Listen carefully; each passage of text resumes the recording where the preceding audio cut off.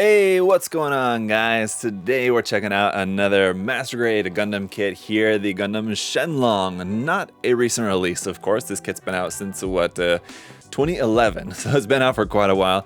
And one that I have built, the P Bandai Laoya unit version of this, but I've never built just the regular standard version, so I thought it'd be a good opportunity for us to do another kind of retrospective review, taking a look back at an older Master Grade, which actually gives me a good opportunity to go off on a bit of a tangent here for a second, if you guys will allow it. So recently this came up in the comments, and something that I was thinking about, that with so many older Master Grades like this that actually hold up really well, and with the recent years where we haven't really been getting a whole lot of Master Grades, it's an understandable complaint that people have been complaining that there's not a lot of new Master Grade kits coming out, and we all wish that that were not the case, right? We wish that Bandai was making more new Master Grades. That said, it's hard to believe that everyone out there complaining about the lack of new Master Grades already has in their collection all of the past fantastic Master Grades that exist, like this kit that we're going to be taking a look at here today, like the Jesta, which we recently took a look at here on the channel. There's a lot of fantastic Master Grades that exist in the line if you just go back a little bit, and if you happen to be the kind of person who actually has built like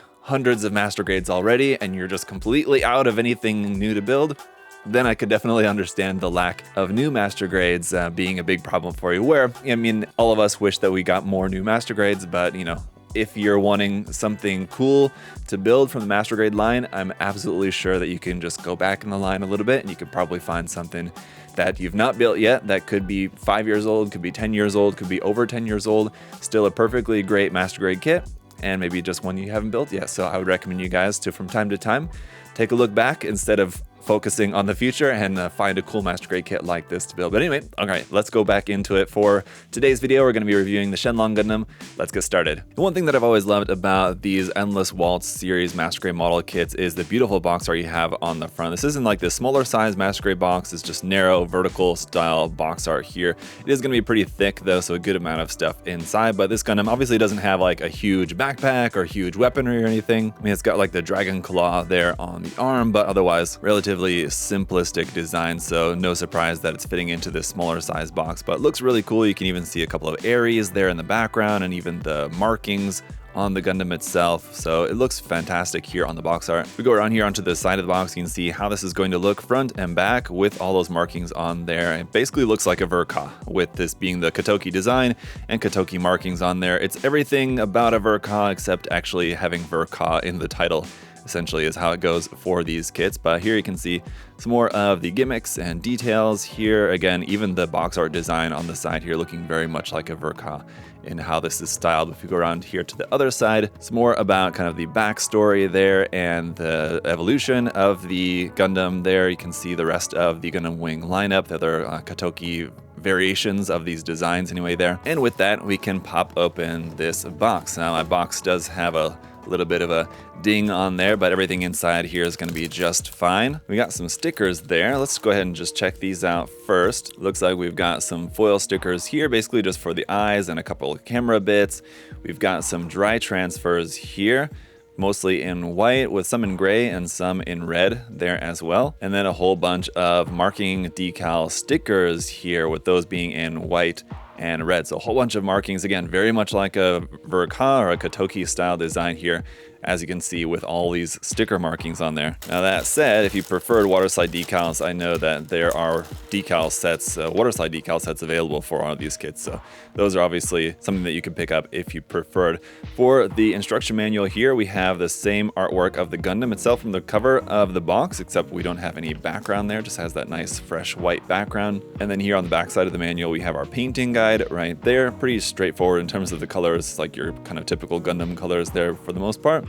And then painting guide for our Wu-Fei figure inside, both the standing figure and in the cockpit. On the inside, again, with this being very much like a Verka, we have a whole bunch of cool information there about, again, like the lineage of the Gundams, and then more about the Gundam W story playback right there about this main series, and then about Endless Waltz. After that, we do have our parts list, and it's pretty much just going to be the construction of the kit. And again, with this not being the most complicated design, design. The construction is not going to take like too terribly long. Got that shield there as well. Here on the center pages though, we do have some more cool stuff with the Gundam W, another aspect, Shenlong Gundam, and Betrayed by Home, Far Away. Anyway, some more text there with some cool imagery. There, all the text is just going to be in Japanese, of course. This is the Gundam Ace, Gundam W feature number 1 about the Frozen Teardrop, as these are all based on the Frozen Teardrop designs. And then here we got some more information and model data and everything over here, kind of like what we saw on the outside of the box, essentially. And there you can see with the Death Scythe and the Wing Gundam all together looking pretty cool. But let's get into the runners here, starting off with our polycaps PC205 for our polycaps there in gray. And then runners XA and XB are going to be our gray ABS runners for the inner frame. And these are the runner parts that are shared for the different Gundam Wing releases. So this is going to be Wing Frames 3 for XA, and then Wing Frame 4 runner here for XB, and we have 2 of those. And then for the parts specifically for this kit, here we have runner A, which is in 4 colors, 1 white, some red over here, yellow over here, and then 1 clear down there at the bottom. Runner B is just going to be our clear fluorescent green effect part there for the beam trident. Then we've got runners C1 and C2, which is going to be some of our white armor pieces there. You can see our pilot figures on there as well. And then runners D1 and D2 are going to be the rest of our white armor pieces. Runner E is going to be all of our parts here in blue for the kit. Runner F here in gray is going to be some more of the parts that are specific for this variation. A couple like frame bits on there, mostly some weapons parts here. And then runner G is going to be some more parts for the frame again for this particular version of the frame. And this is once again going to be in gray ABS plastic. Interestingly though, to here on the G runner, it says that it's for the Shenlong as well as for the Ultron Gundam. As we know, that was a separate master grade release. Lastly, then runner H is going to be a few more parts here in white, and that's it. Let's go ahead and check out the kit. Alright guys, and here is the Shenlong all built up. Really classic design. Love the design on this one. Obviously, as we're seeing it now, this is without the dragon accessory there on the arm, because it is just an accessory that just attaches onto the arm there, sort of like a shield would or something like that. So wanted to focus on just kind of the main body here first, then we'll get into the accessories. That's obviously going to be kind of the main accessory, but then we do also have the Naginata as well, and a couple of other little bits worth noting. But obviously this is not going to be one that's going to have like a ton of accessories, but we got some nice stuff in there. And overall a kit that, I mean, out of the box, it's got some nice detail on there, but it's not the most detailed design. But I really like the look of this series of kits, even though they're not the most detailed looking master grades. They just have this really nice, kind of classic look for me, in my opinion. You guys can let me know what you think about that in the comments, but let's go ahead and get into the accessories here. So first of all, we got our action base adapter here that we're going to use up underneath the waist section, and our standing 1/100 scale pilot figure here of Wu Fei. And it's got a lot of really nice detail on there if you care to paint this up, or at the very least panel line it just to make the detail a bit more visible. It would be nice to just have together with the suit. For our hand options, we've got the typical thumb is on a ball joint, and then just the fingers are going to be swappable. So we've got an option there for closed fists, another option for open hands if you wanted to have these outstretched fingers, and then 2 different types of fingers for weapon holding. As you can see, one is just kind of a bit more open, another one is a bit tighter and has that peg in the middle, so depending on the weapon that you're holding, you're going to use one of those. In this case, our weapon being the Naginata, and as you can see, there are a couple of holes along the staff there where you can plug the hands down to. Otherwise, you can use those holding hand options that do not have the peg on them to hold it kind of anywhere along here, but if you wanted kind of a more secure grip, you can use one of those holes in there. This is without the effect part. The effect part is just going to plug right into the top of here like that. When in use, the effect part looks really nice. I love that glowing green there. And when not in use, this can be stored on the backpack by replacing that circle piece right there with this one, which does have a little peg in there that you can plug the Naginata staff onto the back when not held in the hand. Next up, we got the shield, which looks really cool with those white and yellow pieces set on this gray piece.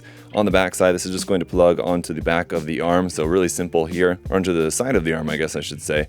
Right onto there, and nowhere else to store that, or nothing else really that you can do with that other than just the side of the arm, so pretty straightforward. And then lastly, of course, the Dragon Fang. When it's not attached to the Gundam itself, sort of looks like a sort of futuristic spaceship or something like that. It does have those stickers for the eyes of that, and of course it will open up, so these parts will extend out like that, out to the front. This part here opens up down here at the bottom, and that's basically our look for the open Dragon Fang. Now back here, these kind of fin parts will also move side to side a bit, not really any kind of purpose so much to that, but those will move. This will also just plug onto the side of the arm, but the placement of that then puts the Dragon Fang actually onto the back of the arm, so you're gonna have to like hold it a bit like to the side, something like that. Anyway, you guys will see how this is gonna look when we get to some poses here in just a minute, but that looks really awesome, quite large. large, but it's not going to be heavy, not going to cause us any weight issues, I don't think, especially with this version of the Shenlong Gundam not being one that has an extendable arm, so